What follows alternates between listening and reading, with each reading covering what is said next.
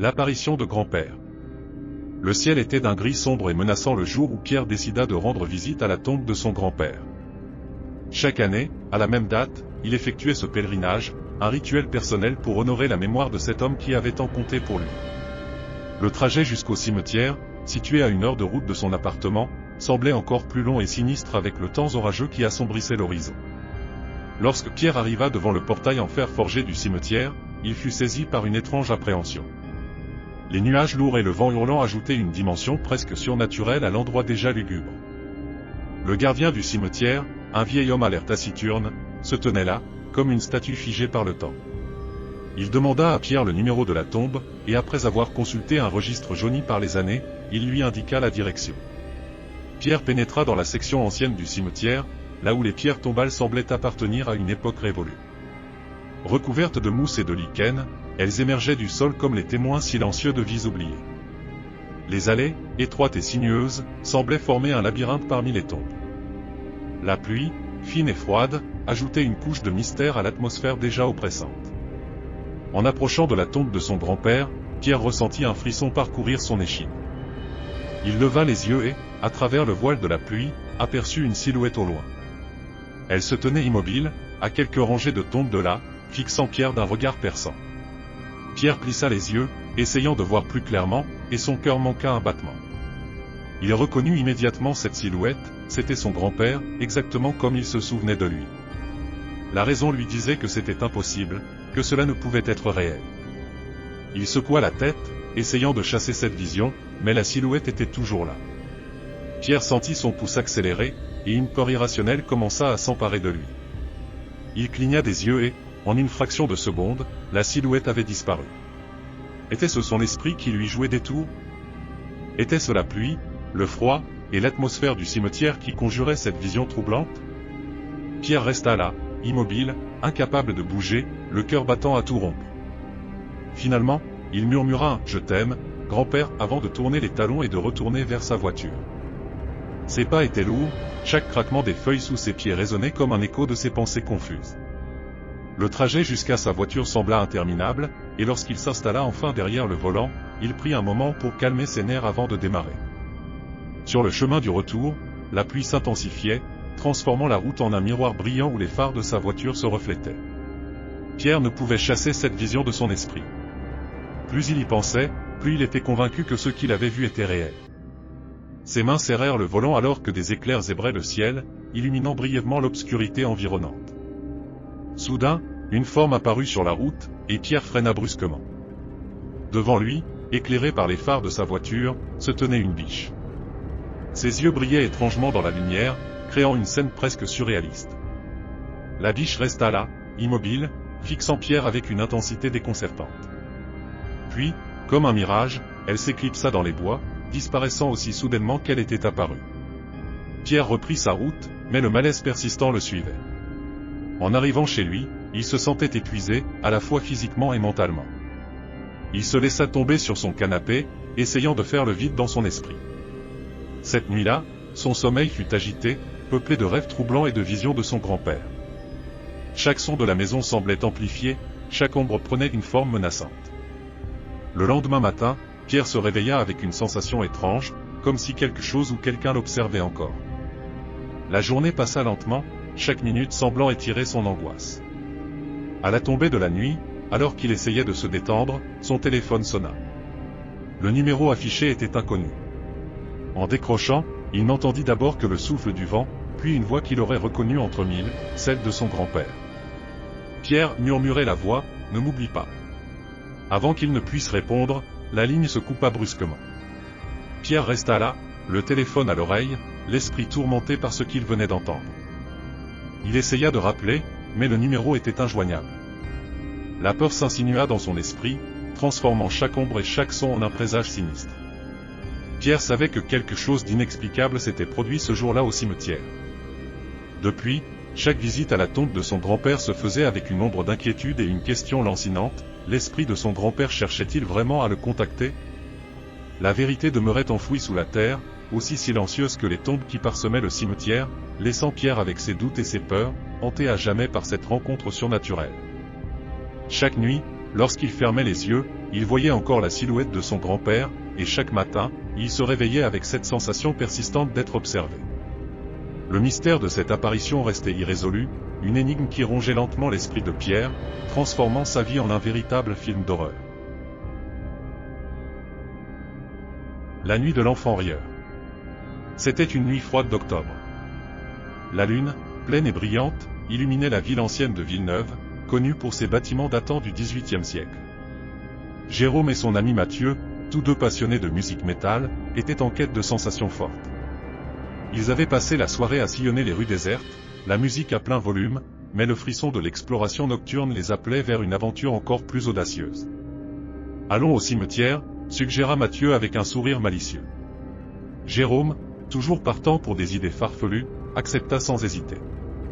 Le cimetière de Villeneuve, divisé en deux par une ancienne autoroute, était immense, s'étendant sur environ 20 hectares. La partie la plus ancienne, séparée par une clôture de fer forgé rouillé, était leur destination de choix.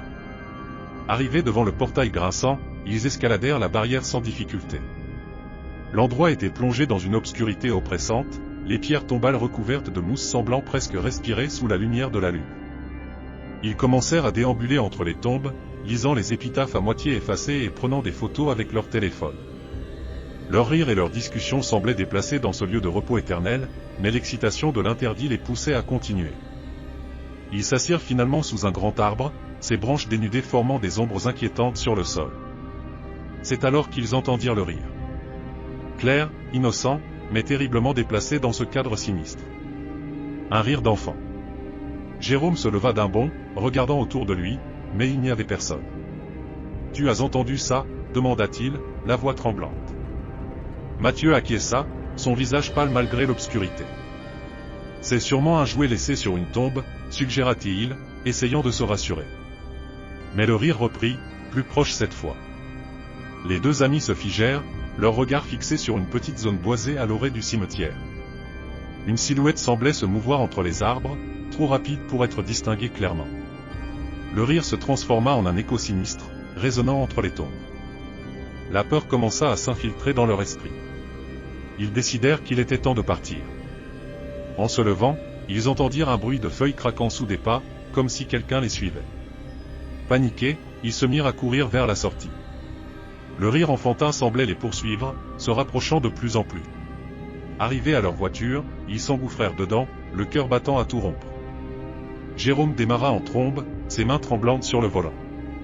Ils roulèrent jusqu'à la seule station-service ouverte à 7 heures de la nuit, espérant y trouver un semblant de sécurité.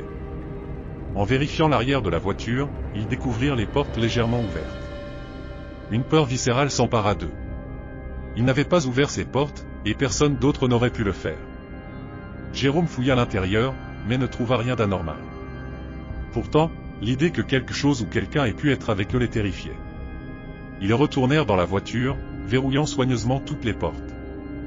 La station-service, habituellement un lieu de réconfort, semblait maintenant sinistre, chaque ombre étant une potentielle menace. En reprenant la route, Jérôme sentit une présence derrière lui. Chaque virage de la route semblait s'étirer à l'infini, les lumières des réverbères créant des silhouettes inquiétantes.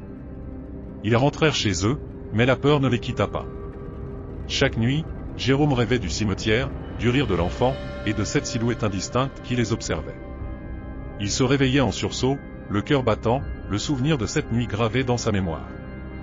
Un soir, en parlant à Mathieu, ils décidèrent de retourner au cimetière pour affronter leur peur. Armés de lampes torchées et d'un courage renouvelé, ils franchirent de nouveau la clôture. Le cimetière semblait plus menaçant que jamais, les ombres dansant autour d'eux. En s'approchant de l'endroit où ils avaient entendu le rire, ils ressentirent de nouveau cette présence oppressante. La nuit était silencieuse, trop silencieuse. Ils avançaient prudemment, chaque pas résonnant comme un coup de tonnerre dans le silence nocturne. Soudain, Jérôme aperçut quelque chose bouger entre les tombes. Il dirigea sa lampe torche vers l'endroit, mais ne vit rien. Pourtant, il savait que quelque chose était là. Ils continuèrent à avancer, les yeux rivés sur les ombres. Et puis, ils l'entendirent de nouveau. Le rire. Clair, cristallin, mais empreint d'une malice terrifiante. Ils se retournèrent, cherchant désespérément la source du son. La silhouette d'un enfant apparut brièvement, avant de disparaître dans les ténèbres. Leur courage s'évanouit, et ils prirent leurs jambes à leur cou, fuyant le cimetière aussi vite que possible. De retour à la voiture, ils s'effondrèrent sur les sièges, haletants et terrifiés. Ce qu'ils avaient vu et entendu cette nuit-là resterait gravé à jamais dans leur esprit. Depuis cette nuit, Jérôme évite de passer près du cimetière. Les souvenirs de l'enfant rieur et de cette présence malveillante le hantent encore, transformant chaque nuit en un cauchemar éveillé. La réalité et le surnaturel s'étaient entremêlés ce soir-là, laissant Jérôme avec une peur indélébile et des questions sans réponse. Le gardien du cimetière est l'esprit des ancêtres. Il était une fois, dans la petite ville de Saint-Martin, un cimetière ancien entouré de mystères et de légendes. Ce cimetière, bien que paisible en apparence, cachait des secrets que seul le gardien, Antoine, connaissait véritablement. Antoine, un homme dans la trentaine, travaillait comme coordinateur des opérations du cimetière depuis plusieurs années. Son rôle consistait à organiser les funérailles, vendre les parcelles et s'assurer que tout se déroulait sans accroc. Un jour, un homme nommé Antonio, un homme spirituel et au cœur généreux, vint voir Antoine pour acheter une parcelle pour son père gravement malade, qui se trouvait en soins palliatifs. Antonio, un homme d'origine hispanique, parlait avec un accent épais et montrait des photos de son père avec une grande tendresse.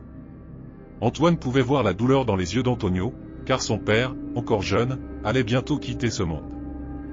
Malheureusement, le père d'Antonio décéda la même semaine. Antonio organisa une cérémonie funéraire pour honorer la mémoire de son père au cimetière de Saint-Martin. Le jour de la cérémonie, une tempête violente s'abattit sur la ville, les éclairs déchirant le ciel sombre. La procession funéraire s'arrêta devant le bâtiment principal du cimetière, et Antoine sortit pour saluer Antonio sous l'auvent de l'entrée. La cérémonie se déroula sous une pluie battante, Antoine surveillant le déroulement avec son parapluie. Une fois les adieux faits, il monta dans l'un des camions du cimetière et fit un tour de routine pour s'assurer que tout était en ordre. La pluie incessante ajoutait une atmosphère lugubre à cette journée déjà sombre. Antoine avait encore beaucoup de travail administratif à faire, et il devait aussi fermer le cimetière ce soir-là. Comme le jour déclinait rapidement, Antoine fit une dernière tournée pour vérifier que tous les visiteurs étaient partis. En conduisant vers l'entrée principale pour fermer la porte, il aperçut quelque chose qui le fit frissonner. Une silhouette, indistincte dans la pénombre et la pluie, semblait se faufiler entre les tombes avant de disparaître derrière une haie. Il klaxonna pour signaler la fermeture du cimetière, mais ne vit personne réapparaître. Pris de curiosité et de devoir, il sortit du camion, son parapluie à la main, et se dirigea vers la haie.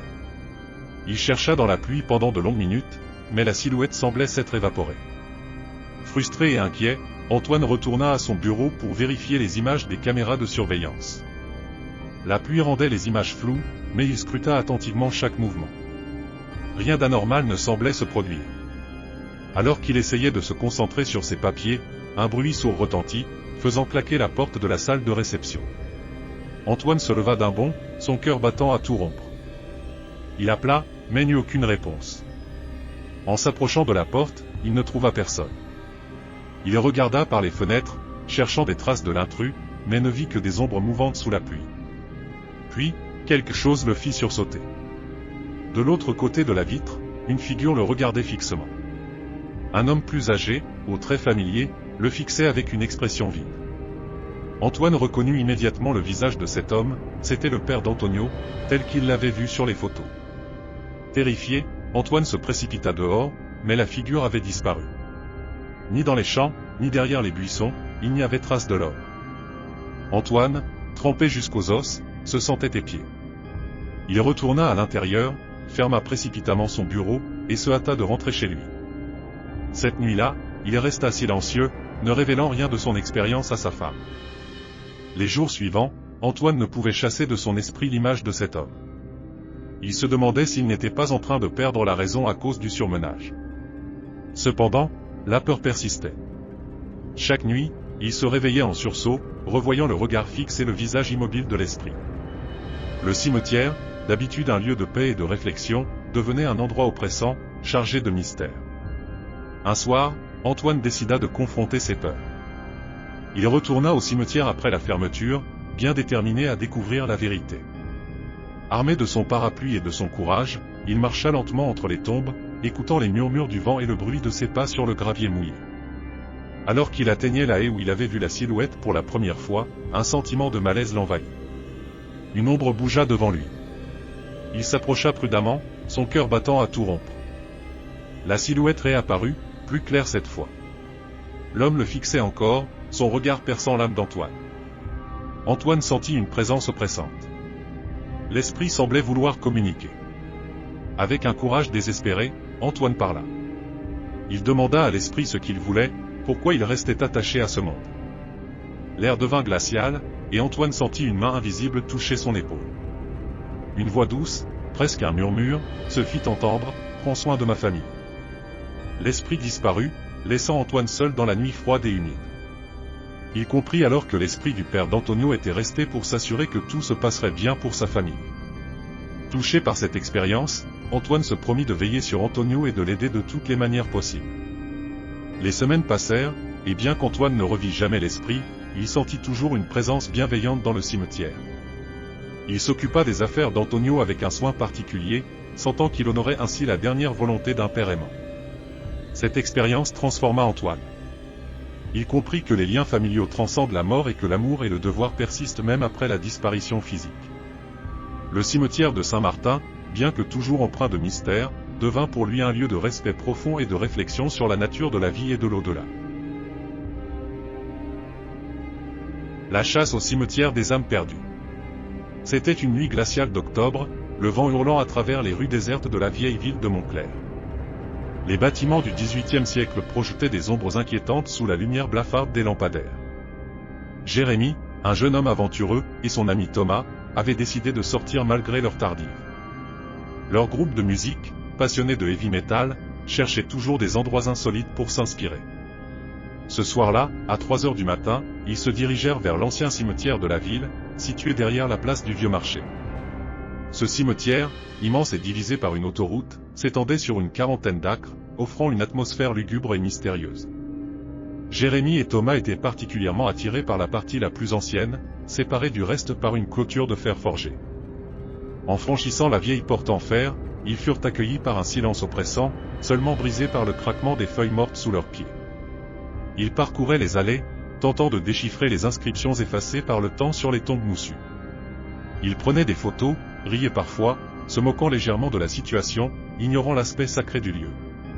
Après une heure de déambulation, ils s'assirent sous un vieux noyer au centre du cimetière, profitant du calme étrange de la nuit. C'est alors qu'un rire enfantin perça le silence, clair et proche. Jérémie, d'abord incrédule, pensa à un jouet laissé sur une tombe d'enfant, peut-être activé par le mouvement. Mais ce rire avait quelque chose de sinistre, résonnant d'une manière qui fit frissonner les deux amis. Thomas, plus courageux ou plus insensé, se leva pour explorer l'origine du son. Il se dirigea vers une petite zone boisée à proximité, Jérémie le suivant de près. Alors qu'il s'approchait, la sensation d'être observé s'intensifia. Jérémie, qui se targuait de ne jamais avoir peur, sentit son cœur battre plus vite. Soudain, Thomas s'arrêta net. « Je crois que je vois quelqu'un, » chuchota-t-il. Jérémie scruta l'obscurité, ses yeux tentant de percer les ombres mouvantes. Une silhouette semblait se cacher parmi les arbres, immobile.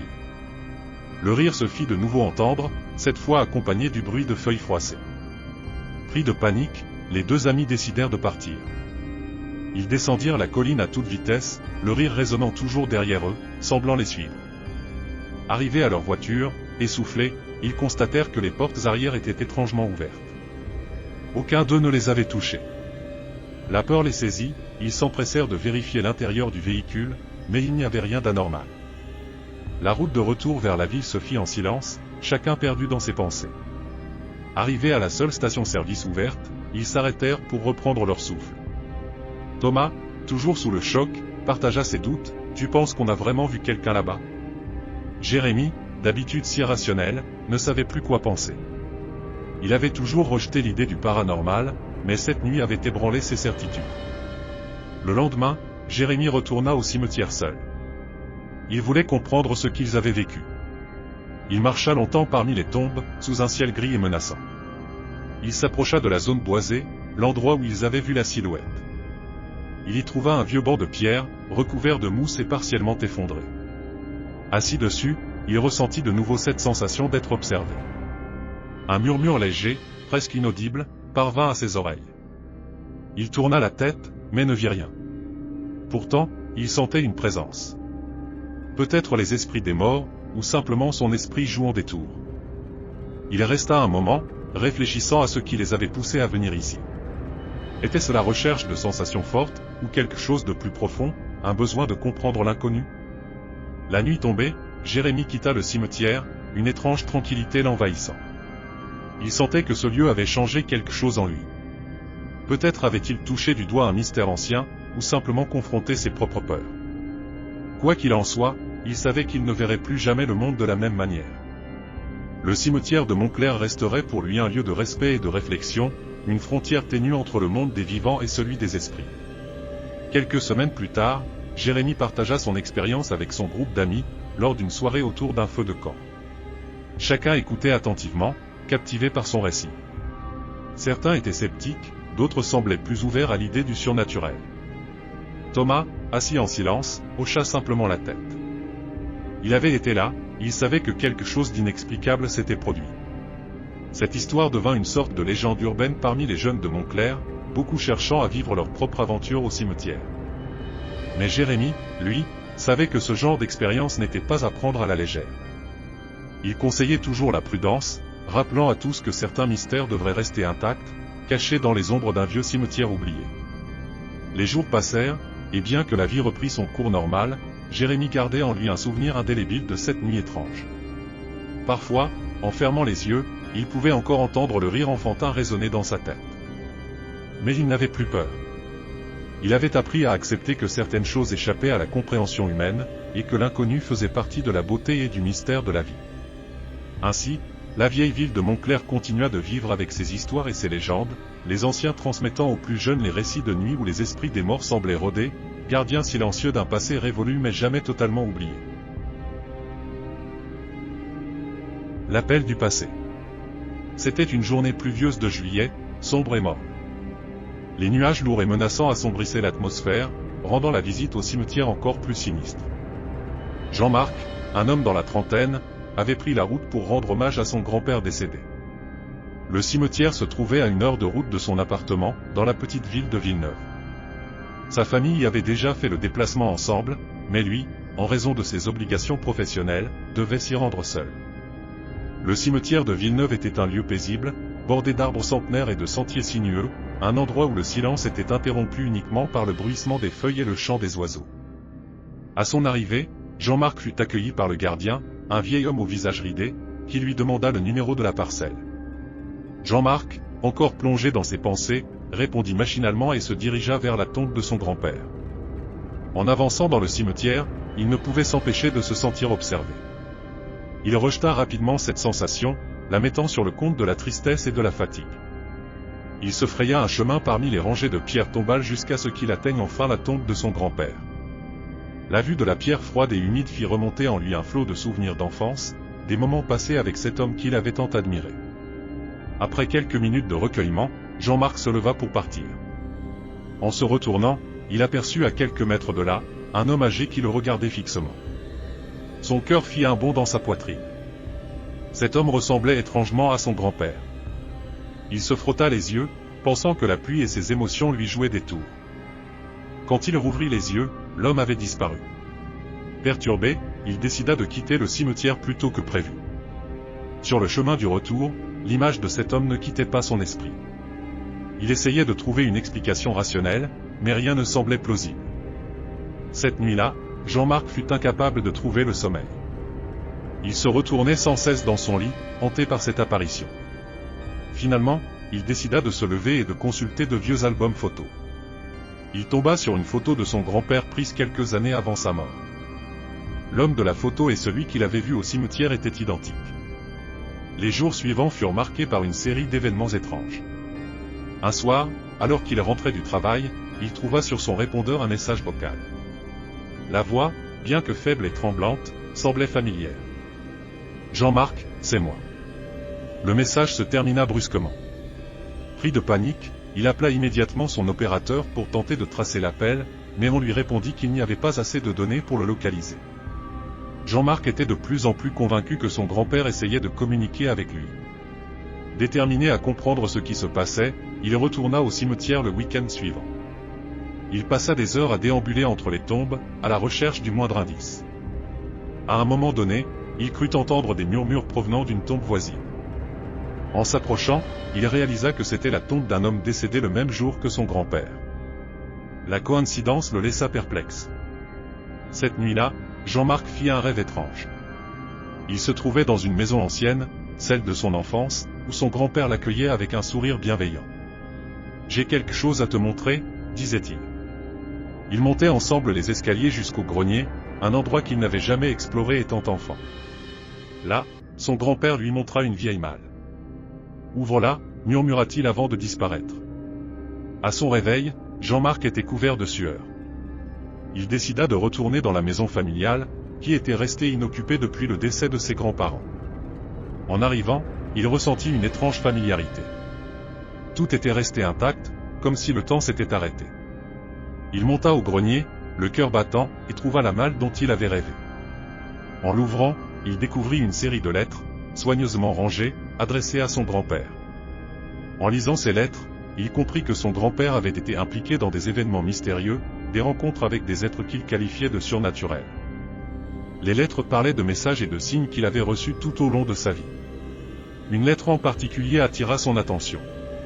Elle mentionnait un pacte et la nécessité de transmettre un message crucial à sa descendance. Jean-Marc réalisa que son grand-père avait peut-être tenté de le contacter pour lui transmettre ce message. Mais quel était-il? Pourquoi était-ce si important? Il décida de passer la nuit dans la maison pour essayer de comprendre. Aux premières heures du matin, un coup de vent violent ouvrit les fenêtres du grenier, faisant voler les lettres dans la pièce. En ramassant les feuilles éparpillées, il tomba sur une note manuscrite qui semblait récente. Elle disait simplement « Va au cimetière à minuit ». Cette instruction mystérieuse le laissa perplexe, mais il décida de suivre l'indication. À minuit pile, il se rendit au cimetière, armé d'une lampe torche. Le silence de la nuit était total, seulement interrompu par le bruit de ses pas sur le gravier. En approchant de la tombe de son grand-père, il vit une lueur étrange. En s'approchant, il découvrit une vieille montre de poche appartenant à son grand-père, posée sur la pierre tombale. À l'intérieur, un petit bout de papier avec une inscription « Regarde à l'intérieur de toi-même ». Cette phrase résonna en lui. Peut-être que le véritable message était de comprendre ses propres peurs, de faire la paix avec le passé et de trouver la force de continuer. Jean-Marc se sentit subitement en paix, comme si une lourde charge avait été levée de ses épaules. Il remercia silencieusement son grand-père et quitta le cimetière, sentant qu'une nouvelle phase de sa vie commençait. De retour chez lui, il conserva la montre comme un précieux souvenir et un rappel de cette nuit étrange et révélatrice. Il réalisa que certaines choses échappaient à la compréhension humaine, mais qu'elles n'étaient pas moins réelles pour autant. Il avait appris à accepter l'inexplicable et à vivre avec, trouvant une nouvelle force intérieure. Et bien que la figure de son grand-père lui manque toujours, il savait désormais qu'il ne serait jamais vraiment seul.